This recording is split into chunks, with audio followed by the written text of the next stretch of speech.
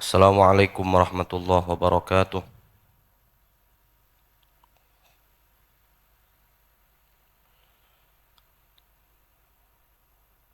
Bismillahi walhamdulillahi wassalatu wassalamu ala rasulillah Sayyidina Muhammad ibn Abdullah wa ala alihi wa sahbihi wa man tabi'ah hudah wa walah wa ba'du. Rabbi shrah li sadri wa yassir li amri wahlul 'uqdatam min lisani yafqahu qawli. Subhanaka la ilma lana illa ma 'allamtana innaka antal alimul hakim wa la haula wa la quwwata illa billahil aliyyil azim. Rabbi yassir wa la tu'assir fanawayna at-ta'alluma wat ta'lim wal ifadata wal istifadah wal iqamata wal istiqamah wal hatha 'ala at-tamassuki bi kitabillahi was sunnah ibtigha'an liwajhihil karim. Allahumma arinal haqqa haqqan warzuqna ittiba'ah wa arinal batila batilan warzuqna ijtinabah. Hadirin jamaah salat zuhur jamaah Masjid Al-Maghfirah yang dimuliakan Allah Subhanahu wa taala, alhamdulillah pada kesempatan siang hari ini kita diberikan kenikmatan yang paripurna oleh Allah melaksanakan segala rutinitas aktivitas ibadah kita.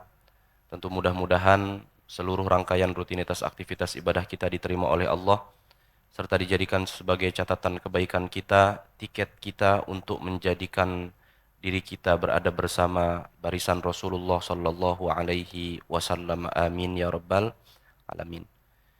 Kita doakan guru kita Sidnal Habib Ghais bin Abdurrahman As-Segaf hari ini tidak bisa hadir karena ada satu dan lain hal. Mudah-mudahan beliau senantiasa diberikan kesehatan, panjang umur dan juga keberkahan di dalam kehidupan beliau. Juga untuk seluruh guru-guru kita, juga untuk keluarga kita, anak-anak kita, istri kita, barangkali sedang kurang sehat, mudah-mudahan diangkat penyakitnya oleh Allah, diberikan kesehatan panjang umur yang paripurna oleh Allah Subhanahu wa taala. Ala hadhihi niyat li ajli sihhati wal afiyati was salamah wal futuhi fil ulumi wal ma'rifah wal barakati fil aulad wal amwali wal makasib wa li husuli jami'il maqasid wal matalib. Al-Fatihah. A'udzu billahi minasy syaithanir rajim. Bismillahirrahmanirrahim. Alhamdulillahi rabbil alamin arrahmanir rahim maliki yaumiddin. Iyyaka na'budu wa iyyaka nasta'in ihdinas siratal mustaqim.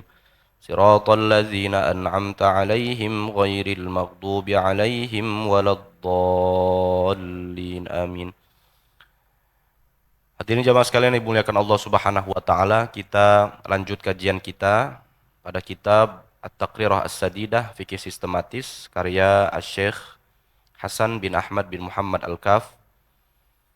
Qala al-muallif rahimahullahu taala wa amaddana bi asrarihi wa nafa'ana bi ulumihi fid dharain amin. Syurutul muadzin arba'ah. Syarat-syarat menjadi seorang muadzin itu ada 4. Yang pertama al-islamu, orang yang beragama Islam. Fala yasihhu min kafirin au murtaddin. Maka azannya orang kafir, azannya orang murtad itu tidak sah, ya, nggak jadi, tidak dianggap sebagai azan. Yang kedua at-tamyiz, adalah orang yang sudah mumayyiz, yang sudah bisa membedakan yang bagus dan yang jelek. Jadi ada anak kecil, ya, umur 4 tahun udah tamyiz, udah bisa bedain mana api mana roti, ya. Udah bisa membedain yang bagus yang jelek. Kalau ditanya babanya siapa, kenal dia tuh, ya. Dia udah tamyiz lah, udah bisa membedakan yang jelek sama yang bagus. Itu namanya tamyiz. Minimal kudu tamyiz tuh, nggak perlu baligh, anak kecil tapi udah tamyiz, anak TK, suaranya enak, bagus, emang babanya qori, emaknya qori, suaranya bagus, udah tamyiz, boleh disuruh azan di masjid. Latihan dia, latihan azan. Kan kita sudah bahas tuh ya, azan itu waman ahsanu qawlam mimman da'a ilallah. Itu adalah sebaik-baiknya panggilan. Sebab dia memanggil untuk menyeru kepada Allah. Karena sholat itu adalah tali kita kepada Allah. Dan karena azan itu adalah panggilan jamaah, Pak. Orang azan di masjid, biar pada sholat sendiri-sendiri di masjid. Begitu bukan? Enggak. Panggilan azan itu adalah panggilan untuk sholat berjamaah. semakin banyak orang yang sholat berjamaah, ya, semakin dekat dengan keberkahan, semakin dekat dengan derajat yang tinggi. Gitu. Salatul jama'ati afdalu min salatil fadzi. Salat berjamaah itu minimal ada imam, ada makmum. Afdalu min salatil fadzi. Itu lebih afdal, lebih baik daripada salat sendirian. Bisab'in wa ishrina darajah. Perbandingannya seperti apa? Salat sendirian cuma dapat 1 pahala, salat berjamaah dapatnya 27 pahala. Jadi perbedaannya 27 level orang yang sholat sendirian dengan orang yang sholat berjamaah. Nah, manggil orang untuk sholat berjamaah itu ya tentu pahalanya besar karena dia menjadi wasilah, jembatan kebaikan tuh. Kita menjadi mediator kebaikan itu, ya, itu pahalanya besar itu. Kemudian fala yasihhu mimman la tamyiza lahu, maka tidak sah azan orang yang tidak tamyiz, kasobiyyi, seperti anak kecil yang belum tamyiz, tidak bisa bedakan mana roti mana api gitu ya. Wal majnun, orang sedeng, orang meeng, orang gila, nggak bisa tuh. Was sakron, orang lagi mabok, orang mabok jangan disuruh azan, ntar dia ngelantur kemana-mana tuh, hayalah sholah, hayal falah, hayal sholah, hayal falah, nggak kelar-kelar tuh. Jangan. Mentang-mentang kita lagi deketin ke masjid, ada orang tatoan, tukang mabok, tapi dia mau tobat Pak Ustadz, kita deketin masjid, kita suruh azan. Jangan suruh azan. Ya, biarin dia di masjid dulu, jangan suruh sholat dulu, sampai maboknya hilang. Sampai maboknya hilang. Suruh duduk aja di masjid. Yang penting bajunya, celananya sudah dibersihkan dari najis. Karena kan minuman khomer itu najis, Pak. Khomer itu seperti kencing. Najisnya seperti kencing. Najis mutawassithah. Di khomer itu bir, ya, OT, apalagi JD, TM, itu najis. Kenapa diharamkan? Karena salah satunya adalah karena dia najis. Dan kedua memang karena memang Allah haramkan. Jadi orang habis mabok, jangan langsung suruh masjid dulu. Bersihin badannya dulu. Mana baju yang tadi kena cipratan air khomernya mana? Itu dicuci dulu, dibasuh dulu pakai air mengalir. Kalau udah bersih semua, baru silakan duduk di masjid. Kalau sudah mepet waktunya, pengen habis baru suruh sholat. Kalau belum mepet waktunya, jangan dulu sholat. Dia sholat juga nggak sadar itu. Ya, la taqrabus sholata, kata Allah, wa antum sukaro hatta ta'lamu ma taqulun. Jangan kalian dekati sholat dalam keadaan lagi abok, lagi mabok. Hatta ta'lamu ma taqulun, sampai kalian sadar apa yang kalian ucapkan. Suruh tunggu dulu di masjid, liatin dulu orang sholat. Kalau udah rada-rada sadar, ya, sudah rada-rada sadar, baru udah tuh suruh wudu, suruh sholat. Jadi anak kecil, orang gila, orang mabok, nggak sah adzannya. Karena tidak tamyiz tuh. Orang mabok nggak bisa bedain mana roti, mana api itu. Ya, karena otaknya lagi dicabut sama Allah Subhanahu wa taala. Emang dia yang milih kan? Nah, yang ketiga, adzukurah, laki-laki. Kudu laki-laki yang adzan, jangan perempuan. Sekarang kan zaman rada-rada edan nih, Pak. Lagi rada-rada edan. Terakhir ada orang azan 4 biji tuh, orang azan Jumat lagi. Antum tahu dah, cari sendiri dah videonya tuh. Kagak-kagak aja emang. Kita dihadapkan pada sebuah zaman yang penuh fitnah ya. Fitnah itu kita nggak bisa bedain mana cakep mana jelek. Seakan-akan cakep ternyata jelek. Seakan-akan jelek ternyata cakep. Itu fitnah apa namanya, Pak? Kita bingung nih zaman sekarang mana yang benar mana yang enggak. Makanya tadi doanya Allahumma arinal haqqa haqqan warzuqna tiba'ah. Ya Allah, kasih lihat kami yang hak itu hak dan berikanlah kami kemampuan untuk ngikutin yang namanya hak. Wa arinal batila batilan, dan perlihatkan kepada kami yang batil itu batil. Warzuqna jtinabah, berikanlah kami kemampuan untuk bisa menjauhi kebatilan itu. Di zaman yang kita informasi masuk di genggaman tangan kita.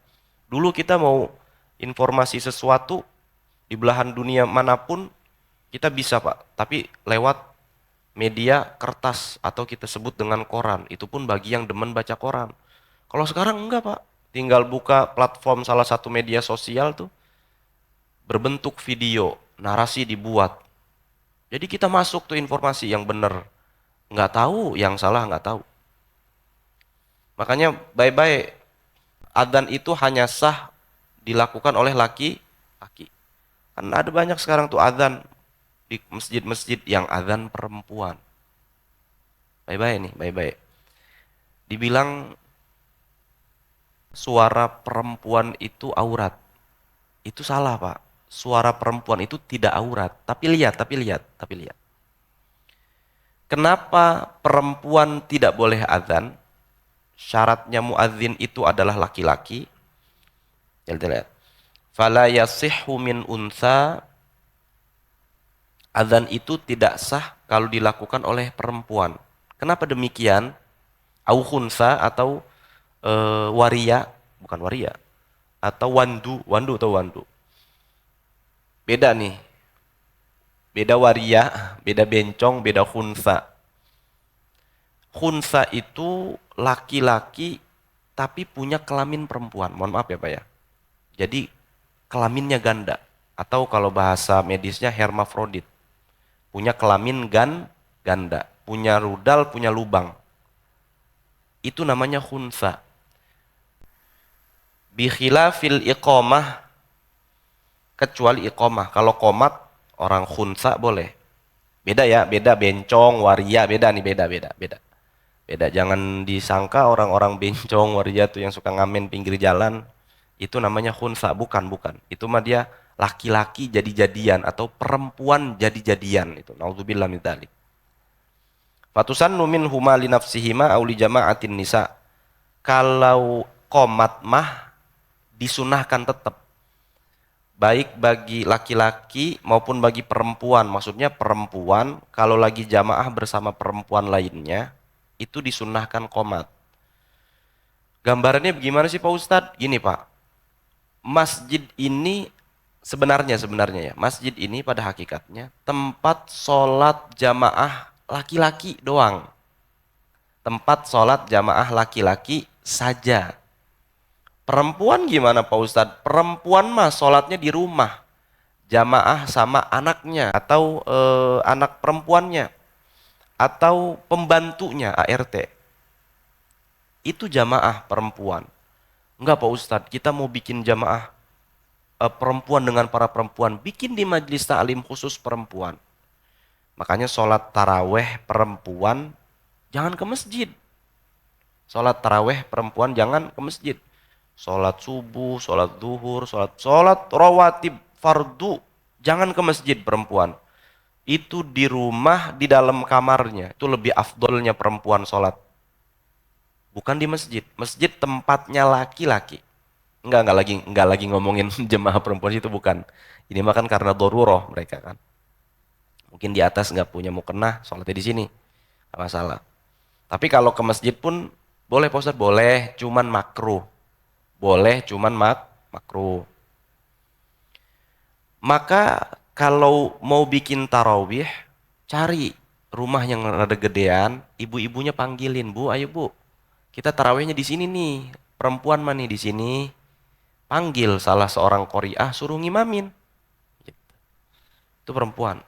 Maka ketika itu disunahkan qomat saja, disunahkan iqomah saja. Iqomah bahasa lainnya itu taswib.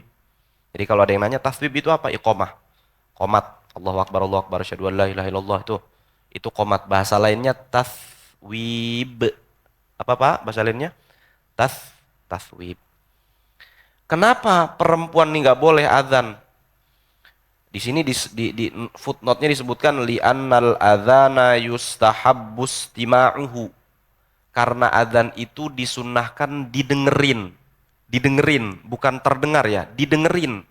Jadi orang azan Allahu Akbar, kita dengerin Pak, sengaja dengerin. Bukan kita ngapa-ngapain, emang kedengeran Pak Ustadz, namanya azan atau namanya suara kan. Yang penting ada rambatan suara, getaran suara ke kuping, kedengeran. Bukan, ini mah istima, dengerin. Lagi ngedengerin nih gitu. Disunahkan ngedengerin. Habis itu disunahkan ngebalesin kan gitu kan. falau jawwaznahu lil mar'ati la adda ila ayyu marar rajulu bistima'i ma yakhsha minhul fitnatu wa huwa mumtani'. Kalau perempuan itu kami bolehkan untuk azan, gini nih, salah seorang pakar fikih itu mengapa nanti bapak-bapak sekalian mungkin akan mendapatkan pendapat menemukan pendapat yang membolehkan perempuan azan. Ini lihat-lihat. Falau jawwaznahu lil mar'ah. Kalau azan itu kami bolehkan untuk perempuan, kata Syekh Hasan bin Ahmad bin Muhammad Al-Kaf. Maka la adda ila an yu'marar rajulu bistima'i ma yakhsha minhul fitnah. Maka nanti laki-laki itu kami suruh dengerin suara itu, suara azan itu yang dikumandangkan oleh perempuan itu. Coba bayangin Pak, kita suatu ketika ada yang azan perempuan. Mohon maaf, kebetulan nih perempuan Pak, suaranya nih gurih. Suaranya nih apa ya? Ya mohon maaf ini mah laki-laki. Kalau ngedengar suara perempuan yang rada-rada nih, paham tuh yang rada-rada tuh ya dalam tanda kutip, ada desiran kan di dalam hatinya. Dan itu nggak boleh, itu mumtani' namanya. Itu diharamkan, itu dilarang oleh agama. Mendengarkan suara perempuan yang lenjeh, ya, yang lenjeh tuh, yang genit, itu hukumnya mumtani'. Hukumnya diharamkan, haram, nggak boleh. Karena itu menjurus kepada al-fitnah. Fitnah nanti menjurus kepada perzinahan. Wali anna fiha tasyabbuhan birrijal, karena azan itu adalah pekerjaan yang biasa dilakukan laki-laki. Kalau dilakukan perempuan, maka si perempuan ini tasyabbuh, menyerupai laki-laki, nggak boleh. Perempuan menyerupai laki-laki itu nggak boleh. Itu alasan kedua. Yang pertama tadi adalah kalau perempuan azan, kita kan disuruh dengerin orang azan. Kalau kita dengerin suaranya mendayu-dayu, mendesah-desah, apa yang terjadi? Hati kita ada desiran tuh, wah enak banget nih suaranya gitu kan? Apa namanya mendayu, mendesah perempuan lagi, wah itu yang ditakutkan.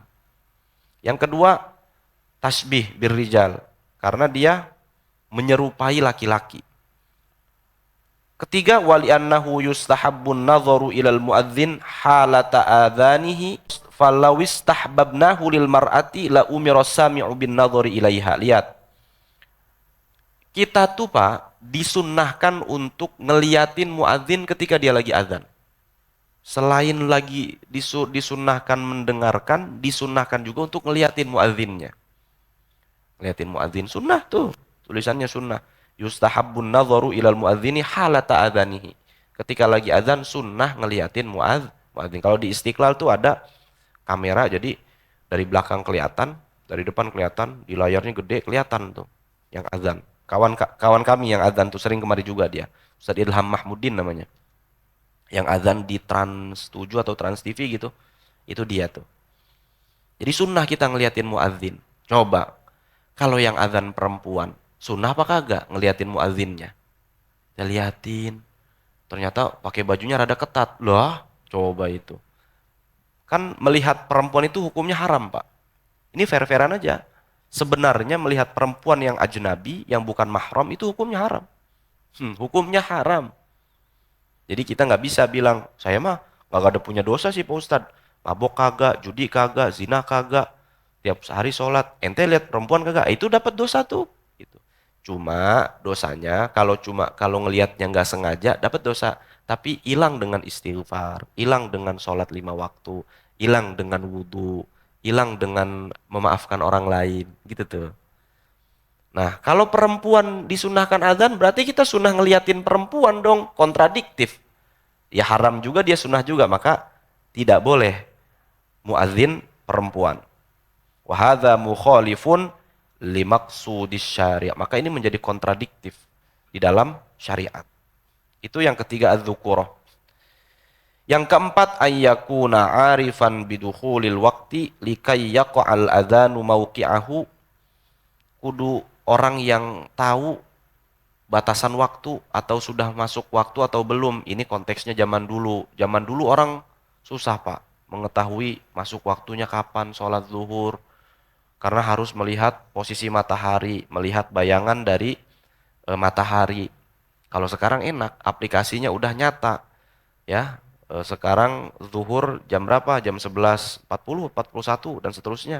Kita tahu, udah tinggal bunyi, insya Allah akurat. Karena memang sudah dipelajari polanya seperti demikian. Bahkan kawan-kawan dari Muhammadiyah itu bikin waktu sholat abadi. Sampai 500 tahun ke depan, waktu sholat akan seperti ini. Bersiklus. Di kalangan Nahdlatul Ulama juga sama, bikin kalender sholat abadi. Ya, tanggal sekian, bulan sekian, hari anu, zuhurnya jam sekian, itu udah bisa dihitung. Nama ilmunya adalah ilmu falak. Ilmu apa? Ilmu falak. Kita sering dengar tuh di surah Yasin, kullun fi falakin yasbahun. Jadi ilmu astronomi menghitung bintang, menghitung apa namanya eh, posisi bintang dan seterusnya, itu menjadi salah satu petunjuk untuk kita yang ada di bumi, menghitung waktu sholat, menghitung kapan Ramadan, kapan Idul Fitri, kapan Idul Adha dan seterusnya. Maka kudu orang yang emang paham, oh ini udah masuk waktu zuhur, oh ini udah masuk waktu asar. Kalau nggak paham jangan. Karena azan itu hanya sah ketika sudah masuk waktu. Jadi itulah syarat-syaratnya azan. Yang pertama Islam, yang kedua tamyiz, minimal tamyiz ya, yang sudah mengerti mana roti, mana api. Yang ketiga laki-laki. Mungkin nanti kita bakal mendapatkan pendapat yang membolehkan azan oleh perempuan. Tapi ini diberikan argumentasi yang kuat oleh Syekh Hasan bin Ahmad bin Muhammad Al-Kaf di dalam kitab ini Fikih Sistematis At-Taqrir As-Sadidah, yaitu kita bisa jawab bahwa yang pertama, kalau yang azan perempuan maka kita azan itu kudu atau disunnahkan untuk didengarkan. Kalau yang azan perempuan berarti kita disunahkan mendengarkan suara itu. Yang suara yang ditakutkan jatuh fitnah ke dalam hati kita. Jatuh keinginan-keinginan ya, keinginan-keinginan ke dalam hati kita. Yang kedua, kita tuh disunahkan untuk dengerin melihat, mendengarkan dan melihat si muadzin ketika sedang azan. Kalau begitu kita disunahkan melihat dong, melihat perempuan itu. Kan nggak kontradiktif kan? Yang ketiga, kenapa tidak boleh? Karena perempuan nanti akan tasbih, akan menyerupai laki-laki. Karena umumnya adzan itu dilakukan oleh laki-laki. Wallahu a'lam bishawab. Hadza minni. Wassalamualaikum warahmatullahi wabarakatuh.